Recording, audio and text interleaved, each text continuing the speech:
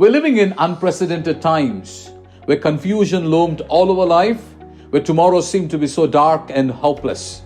In the midst of the crisis, that coronavirus, which is now termed as a pandemic by World Health Organization, how is that we as people of faith, followers of Jesus Christ, believing in the Bible, the biblical worldview, how is that we confront the reality of coronavirus?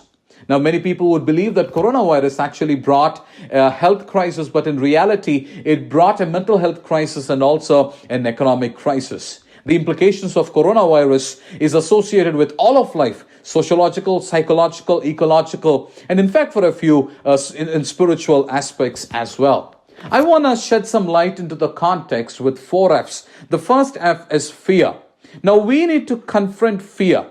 I think the greatest implication factor of all of coronavirus isn't the infection itself, but the fear that it actually instilled in us. Today, most of the world, with about 300,000 plus cases, over 10,000 deaths, and being spread across all the continents and the countries of the world, today, coronavirus actually pose a greater threat to each one of us. People are so scared about what it is for them to live life tomorrow. Telegraph writes that who would live and who wouldn't live is now a choice in Italy. Times of India reports that 15.7 lakh crores of investors' money was lost in the markets in 3 days. That's from March 15th to March 18th. Now, people are so uncertain given the pace or the speed at which the virus is being spread. Many of us are uncertain about what our tomorrow would be like. But when we look into scriptures actually give us hope about tomorrow. Psalmist in Psalm 46 verse 1 says, God is my refuge and strength, the very present, the ever-present help in trouble. Therefore, we do not fear. Now, fear stands in place where faith doesn't. So it is important for us to hold on to faith. But for us to hold on to faith, we need to move from fear to facts. From the scientific perspective and the historical perspective too, when we look at the history of pandemics and epidemics, there had been so many pandemics and epidemics in the past. Probably the greatest of all is the Spanish flu, which killed about 50 million people from the year 1918 to 1920. But the other deadliest pandemic was HIV, which killed about 32 million people to this day. And there's this Italian plague, the Persian plague. And in fact, if you go back to the 8th century, the Japanese smallpox epidemic killed, they say it almost killed 1/3 of all its population. Now, what is that we understand from the history is that the pandemics and epidemics will come to an end. But the facts that I want to present to you at this juncture is that know that coronavirus is something that could be prevented when you take care of yourself, good hygiene, washing your hands, staying away from sick people, and sneezing into your elbow when you have to. When you do things as such, you could prevent coronavirus. But from the recent study and the research that was done about coronavirus, Washington Post mentioned about the research that was done on how we could flatten the curve of coronavirus. And they say social distancing is the best way to do it. They also call it as extensive distancing. So maintaining social distancing, not social isolation, is one way of preventing coronavirus. But as a man of faith, believing in God, believing in the existence of God, believing in a God who is a supernatural God, a power and authority upon all of creation, I want to present 3 facts that could encourage you to move towards faith. Number 1, God is sovereign. He's sovereign about the situation. He's sovereign about the finite understanding of all the world. Number 2, God knows our pain and suffering. Now, people may say, where is God in the midst of all of this suffering? Now, it's a genuine question. But that's the answer for that question is for another session. But I want to let you know that God knows what you're going through. Don't think that God doesn't know what you're going through, what the world is going through. He knows what we are going through, and He knows our suffering. Number 3, the third fact is God is able. Now I want to come to faith. Now, what is faith? Faith is believing in God. Many people may know God, but many people fail to believe in God. So I would also say faith is about believing in the truth because God is truth.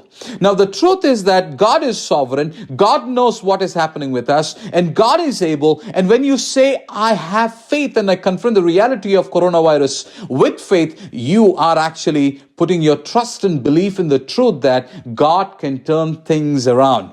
When Jesus was traveling with his disciples in a boat, they were caught up in a storm. Disciples panicked, not knowing what would happen. Probably most of them thought they would be dead because of the storm. But when they had Jesus perform the miracle of calming the storm, all of them breathed life. So today we're in the boat of this panic. We are in this boat of not knowing what would happen tomorrow. But for those of them who believe in God, believe in the will of God, can be assured of life that God gives us. Today, when I think about coronavirus, we do not know what our life holds to us for tomorrow.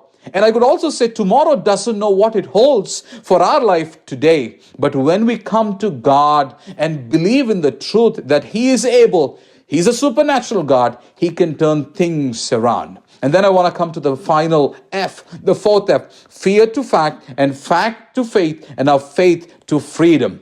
Now, Bible says we are called to be people of freedom. Galatians 5 says that we are called to be in freedom. God made us to be free in His power, in His ability, by His commandments, by His law, by His gospel. But we as sinful human beings, we have abused that freedom.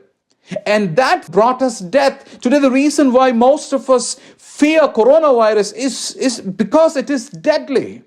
It doesn't matter who you are, rich, poor, big, strong, weak. It doesn't matter. The race doesn't matter. Region doesn't matter. Religion doesn't matter. It poses the threat of death. And how is that we could live in freedom? When you come to the cross of Jesus Christ, when you come to His death and resurrection, and when you believe that Christ have accomplished all that He needs to accomplish in order you to be free, you receive the new life through His resurrection. When you accept by faith of what Christ have accomplished on behalf of you in giving you life, you receive that new life. And today, for those of them who believe in the gospel, they're assured of life they receive through it. So today, how is that we move forward? Now, Joshua chapter 1 verse 9 says, "Be strong and courageous. Don't be afraid. Do not be discouraged. For the Lord your God will be with you wherever you go." Would you like to walk in light? Would you like to walk in freedom? Move from fear to facts. Know that coronavirus is preventable by certain measures, and know that there is a God who is above everything. And when you come and put faith in Jesus Christ, trust in the truth, know that He's a supernatural God who could redeem you, because when you believe in the gospel, He gives you freedom of life, the assurance of life. The greatest, scariest factor of life is death. But nothing inspires life more than life itself. And that life is promised to us through Jesus Christ. Believe in Him, stay assured of life in Him, and confront the reality of coronavirus with boldness for the glory of God and His honor. God bless you. Thank you.